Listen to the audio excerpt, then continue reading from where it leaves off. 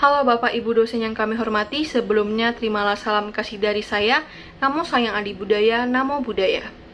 Pada kesempatan kali ini, kami izin untuk memaparkan hasil proposal yang sudah kami susun, serta informasi lebih detail mengenai proyek sosial yang akan kami laksanakan. Tema besar yang kami pilih adalah kemiskinan, serta judul yang kami tetapkan adalah menyebarkan meta bagi kondisi kemiskinan yang marak terjadi dalam kehidupan bermasyarakat. Menurut kami, pemilihan tema dan judul ini sangat tepat, apalagi dalam kondisi pandemi yang sedang berlangsung di dunia maupun di Indonesia saat ini. Sebelumnya, perkenalkan nama saya Vanessa Angel selaku Ketua Kelompok 2 dari kelas 1 BUMM. Berikut ini merupakan list nama anggota kelompok 2, dan setelah ini akan dilanjuti oleh pemaparan materi dari anggota kelompok kami. Di kehidupan perkotaan sangat mudah bagi kita untuk menemukan orang-orang yang terlihat miskin. Contohnya seperti pengemis yang ada di lampu merah, kemudian ada penjual koran, pedagang asongan, ada anak-anak dan remaja yang seharusnya mereka sedang berada di bangku-bangku SMP atau SMA menjadi pengamen, yang itu merupakan akibat dari ketimpangan dan juga keterbelakangan ekonomi di antara masyarakat satu dengan masyarakat yang lainnya, mengharuskan mereka melakukan pekerjaan itu. Kemudian pada umumnya orang-orang yang terlihat miskin ini tinggal di rumah-rumah liar dan juga gubuk-gubuk yang kecil secara beramai-ramai. Ya, tentu saja tidak layak karena tidak terdaftar surat-surat resminya seperti dokumen-dokumen akta rumah dan lain sebagainya. Kemiskinan menunjuk pada kekurangan yang dialami seseorang dalam hal pemilikan dan penguasaan sumber daya ekonomi sehingga tidak sanggup memenuhi kebutuhan-kebutuhan primernya seperti pangan, sandang, dan papan. Seperti jarum jam yang berputar, kadang berada di atas dan kadang berada di bawah. Memang banyak orang kaya di dunia ini, tapi masih kurang orang baik di dunia ini. Jadi, jika kita mampu untuk berbagi agar dapat membantu saudara kita yang membutuhkan bantuan, mengapa tidak? Kita sebagai makhluk sosial dan generasi muda sudah sepatutnya menyadari bahwa masih banyak saudara-saudara kita yang membutuhkan bantuan. Oleh karena itu, kegiatan bakti sosial ini bertujuan untuk menyalurkan bantuan terhadap saudara-saudara kita yang membutuhkan dan menunjukkan rasa kepedulian kita terhadap sesama. Apalagi di masa pandemi seperti ini, masih banyak yang membutuhkan uluran tangan kita, jadi mengapa tidak kita berbuat baik jika kita mampu? Seperti yang terdapat pada Dhamma pada syair 331, sungguh bahagia mempunyai kawan pada saat kita membutuhkannya. Sungguh bahagia dapat merasa puas dengan apa yang diperoleh. Sungguh bahagia dapat berbuat kebajikan menjelang kematian, dan sungguh bahagia dapat mengakhiri penderitaan. Yang kami pilih yaitu yang pertama, bagaimana solusi dalam pandangan Buddhis terhadap permasalahan kemiskinan yang sedang dihadapi oleh sebagian orang di muka bumi ini. Dan yang kedua, apakah proyek sosial berbagi makanan ini sejalur dengan makna cinta kasih yang merupakan salah satu ajaran Buddha terhadap umatnya. Alasan kami memilih rumusan masalah ini karena kami ingin membantu orang-orang yang sedang berkesusahan, di mana sebelumnya banyak orang yang sudah berkesusahan, tetapi karena adanya pandemi COVID-19 ini, orang-orang yang berkesusahan menjadi bertambah banyak, dan mereka menderita karena harus kehilangan pekerjaannya. Kami memilih rumusan masalah ini juga karena kemiskinan selalu menjadi salah satu hambatan, terlebihnya di kota Batam. Karena bisa kita lihat di kota Batam ini banyak juga terjadinya kemiskinan. Kita juga ingin mengetahui lebih dalam mengenai pandangan agama Buddha terhadap kemiskinan dan apakah memiliki solusi dan jalan keluar agar dapat menjadi salah satu faktor pemecah hambatan ini.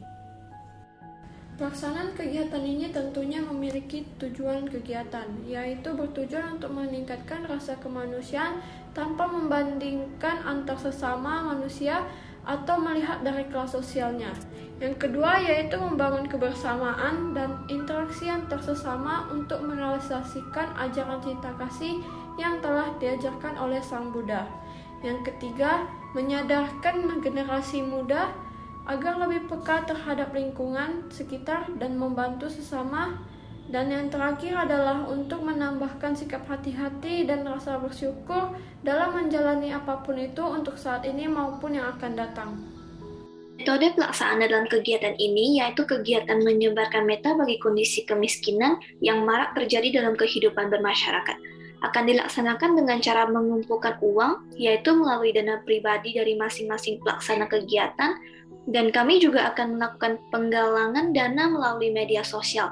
Dan dana yang sudah diterima nantinya, dana tersebut akan dikumpulkan menjadi satu dan kami akan menggunakan uang tersebut untuk membeli makanan dan minuman. Setelah itu, para pelaksana kegiatan akan berkumpul di Wihara Budi Bakti dengan tetap menjaga protokol kesehatan, dan kami akan langsung membagikan makanan dan minuman yang sudah dibeli dengan hasil dana maupun donasi tersebut kepada masyarakat yang sekiranya memerlukan. Pembuatan poster ini disediain oleh tim desain kami, yaitu dengan saya sendiri, dan dibimbing serta di-cross-check oleh ketua kelompok. Dari poster ini, kami ingin menitik beratkan penyebaran cinta kasih, yaitu meta.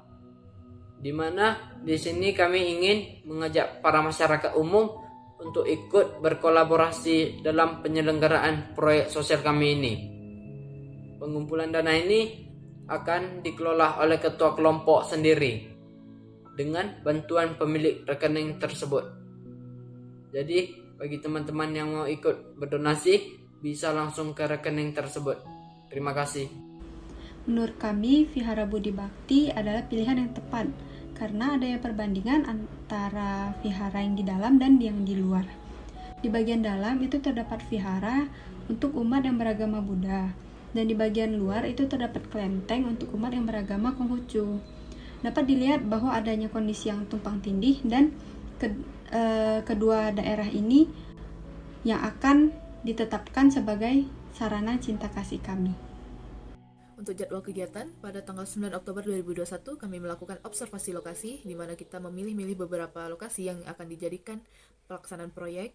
Lalu pada tanggal 15 Oktober 2021 kami melakukan pembagian job desk, di mana kita membagi beberapa tugas-tugas kepada setiap member. Lalu penyusunan proposal dan diskusi pada tanggal 23 Oktober 2021, dan dilanjutkan dengan penyelesaian proposal sementara, ditambah penetapan final budget dan lokasi pada tanggal 24 Oktober 2021.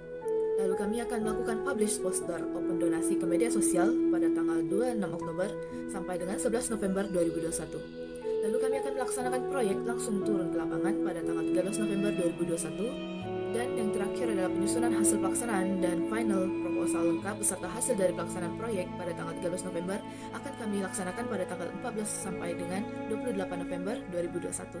Saya akan menjelaskan bagian dari biaya kegiatan yang akan kita laksanakan. Yang pertama ada open donasi. Donasi ini terbuka untuk umum dan akan disebarkan melalui media sosial.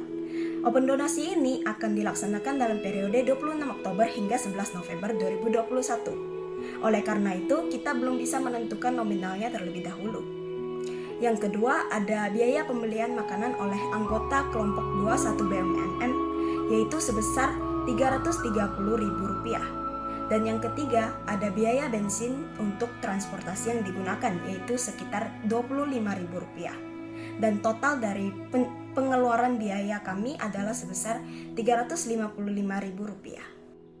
Selanjutnya adalah daftar pustaka. Daftar pustaka yang kami gunakan sebagai referensi merupakan hasil karya tulis yang dibuat oleh seorang penulis yang bernama Pangestu yang diterbitkan pada tahun 2017 dengan judul Cinta Kasih dalam Universal berdasarkan perspektif Master Cheng Yen dan implementasinya di Yayasan Buddha di Indonesia. Sekian hasil diskusi yang dapat kami sampaikan. Kami mengharapkan doa serta dukungan partisipasi dari ibu dosen dan teman-teman semuanya agar kegiatan kami dapat berjalan dengan lancar dan dapat terrealisasikan dengan baik, serta nantinya dapat bermanfaat di lingkungan sekitar. Namo Sayang Adi Budaya, Namo Buddhaya.